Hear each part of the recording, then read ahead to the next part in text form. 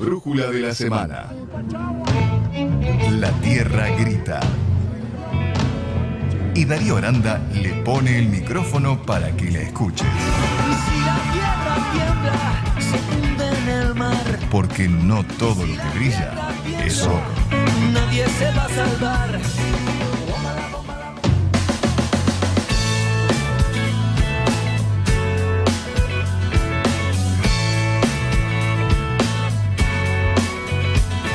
Surcan los dieguitas, resistencia al español. 10 horas 6 minutos, continuamos en la brújula de la semana y llegó el momento de hablar con nuestro querido columnista Darío Aranda para hablar de temas como siempre que tiene con el modelo activo. Pensando, ¿cómo estás, Darío? Germán, ¿cómo anda? Buen día, eso. Muy bien. Arrancando este programa de sábado. ¿Sábado gris en Rosario? Sí, sábado totalmente gris. Acá también, similar, pero ahora está arrimando un poquito el sol, che. Había amenaza de grandes tormentas entre ayer y hoy, pero no ha pasado absolutamente nada. No sabemos si llegan primero las inversiones o la tormenta. En el segundo semestre. En el segundo semestre, sí. La verdad que, hablando en serio, uno lo dice en broma, pero ¿en cuántos lugares estarán mirando con mucho temor el cielo, no? Sí, bueno, justamente tiene que ver un poco, me hace el pie exacto para la columna con el tema de las inundaciones, que bueno, fue muy, al menos en los medios de acá de Buenos Aires, se publicó mucho sobre lo de Comodoro, Rivadavia, ¿no? Lo de Chubut, que además, bueno, el sur de Chubut no fue solo Comodoro, pero yo me voy a centrar más por ahí en otras regiones que también están sufriendo las inundaciones, los anegamientos, puntualmente Salta, La Pampa, Tucumán y una región de Catamarca. Están sufriendo lluvias copiosas y a veces no tan copiosas, pero también anegamientos importantes. En Santa Rosa, por ejemplo, en La Pampa, en 5 días llovió casi lo que llueve en la mitad del año. Eso la verdad que hace un desastre en cualquier región. Pero después en otros lugares, bueno, en Tucumán, por ejemplo, en La Madrid y Graneros, fueron desbordes de ríos y lluvias también importantes, pero no fuera de la media. En Salta, en las regiones de Anta, Rivadavia, Orán y San Martín, hubo lluvias y los anegamientos en zonas rurales, sobre todo, fueron más que importantes. Bueno, con lo difícil que también, además, es evacuar, ¿no? En las zonas rurales. Y en estos 4 departamentos, y ahí por ahí nos vamos metiendo con lo que solemos charlar nosotros, Anta, Rivadavia, Orán y San Martín son departamentos hipersojeros, donde ha avanzado el modelo sojero, el modelo agronegocio y también la ganadería. Se ha declarado la emergencia hídrica, social y sanitaria por la cantidad de anegamientos que ha habido. En General Villegas, en la provincia de Buenos Aires, bueno, ya hace más de 5 meses que están con, según lo llaman técnicamente, excedente hídrico, que viene justamente del norte de Córdoba, del río Quinto, o sea, del norte de la provincia de Buenos Aires, en realidad viene bajando el agua y ha inundado.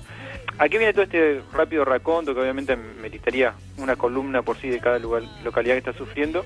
Tiene que ver con que exigen obras, ¿no? El típico discurso de los intendentes, muchas veces que faltan obras, sí. Claro, las obras. Dice, acá no hay obras, o han hecho obras y se han robado, o la han hecho mal. Y que en muchas regiones tiene que ver, y en otras no tanto. Y ahí me meto con un componente que muy pocas veces analiza el poder político, y vos lo conocés bien, el tema de la deforestación y el cambio climático, cómo afectan, ¿no?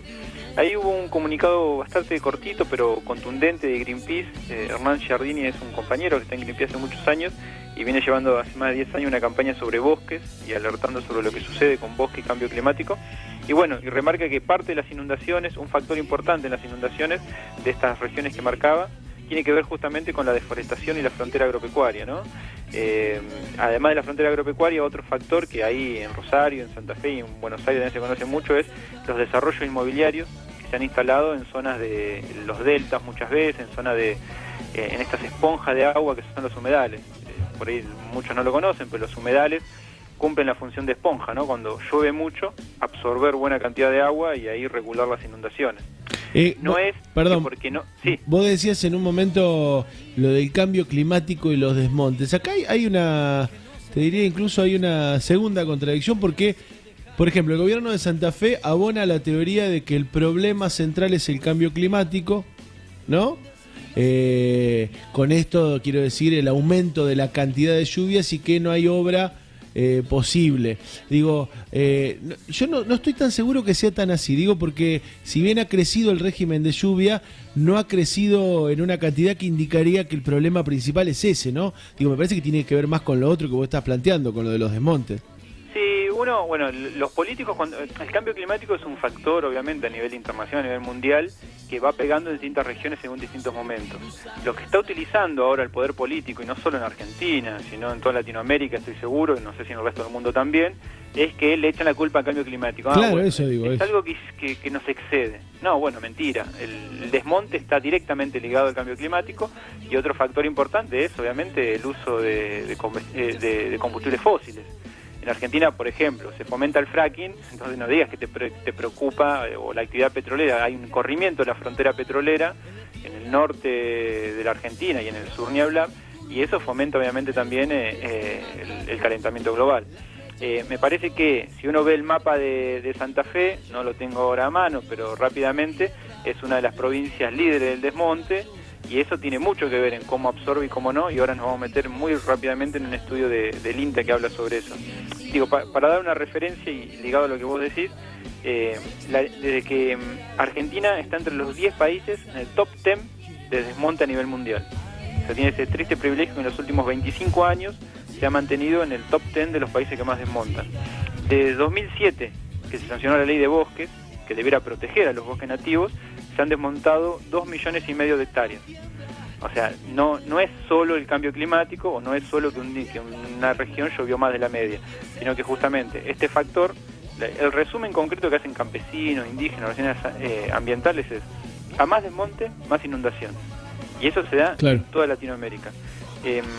Un dato puntual, y ahí me metía justo a lo que referenciaba, era que un estudio del INTA, conocido el año pasado, el Instituto Nacional de Tecnología Agropecuaria, un investigador joven, Nicolás Bertrán, hizo un comparativo de cuánto absorbe un campo según que tenga ese campo, ¿no? ¿Esto es del INTA Marco Juárez?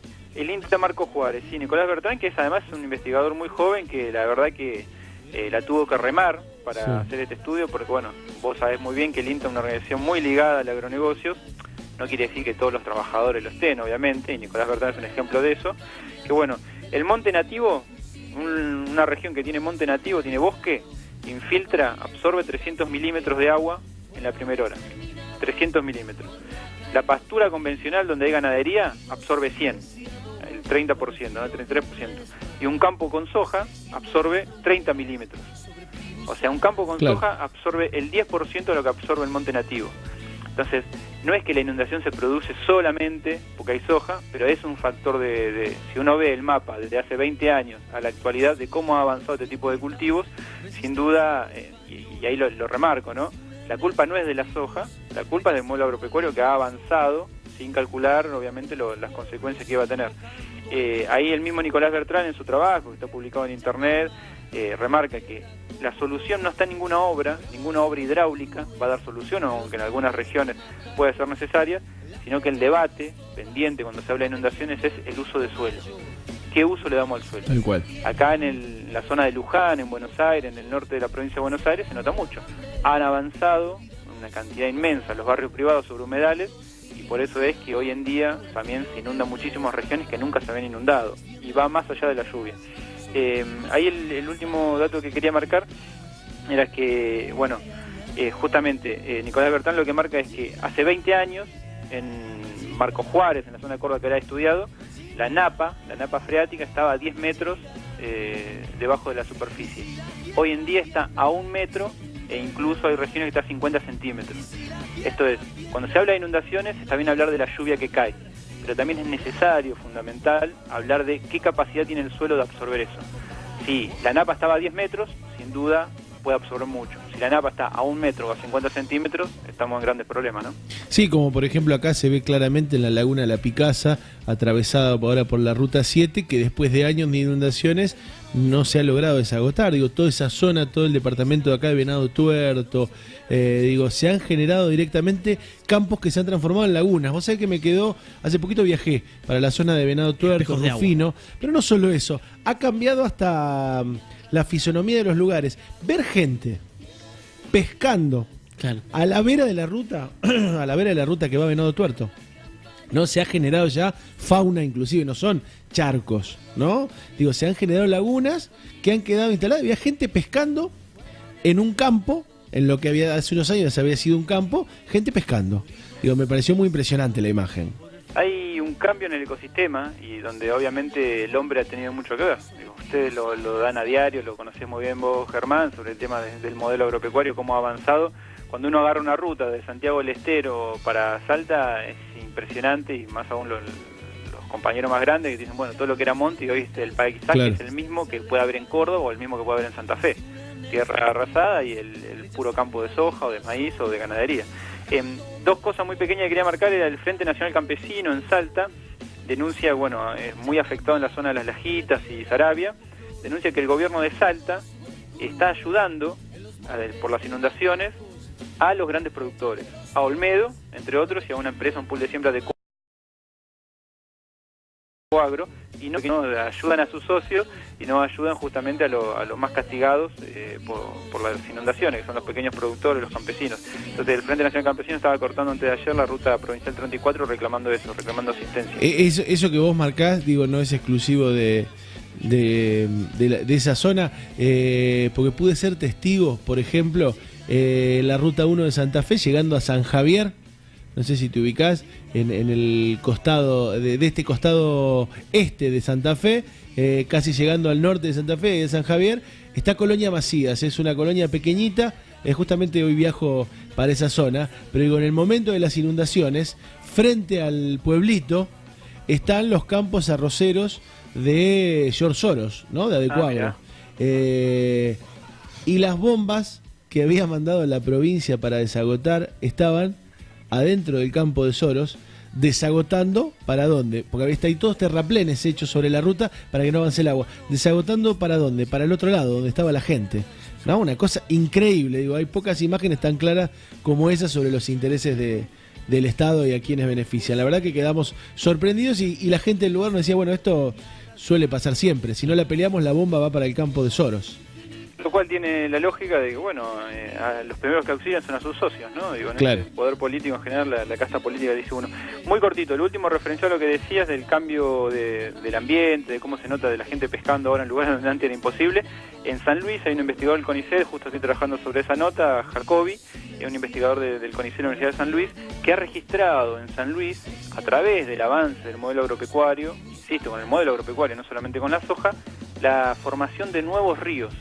Hay nuevos ríos, hay regiones donde la napa ha ascendido tanto que hoy en día ya se forman ríos. O sea, hay que correr poblados Claro. porque hay ríos nuevos, o hay lugares donde hay construcciones, hay viviendas y ya se mueve la tierra, se ve, se pone un palo y sale agua porque está tan arriba la napa que, bueno, mucho tiene que ver la mano del hombre. No ha cambiado la cantidad de lluvia que ha caído en la región, sino, bueno, justamente el modelo que ha impactado en todas las regiones. Y te agrego un dato que por ahí puede servir, digo, para los que después de todos estos argumentos contundentes que das, dicen, bueno, pero acá lo que faltan son obras. Vos sabés que, incluso pensando en las obras, en la Argentina existe lo que se llama el Fondo Fiduciario de Infraestructura Hídrica, que es un fondo que se armó con parte de la tasa que se aplica cuando vos compras nafta o cargas GNC. Claro.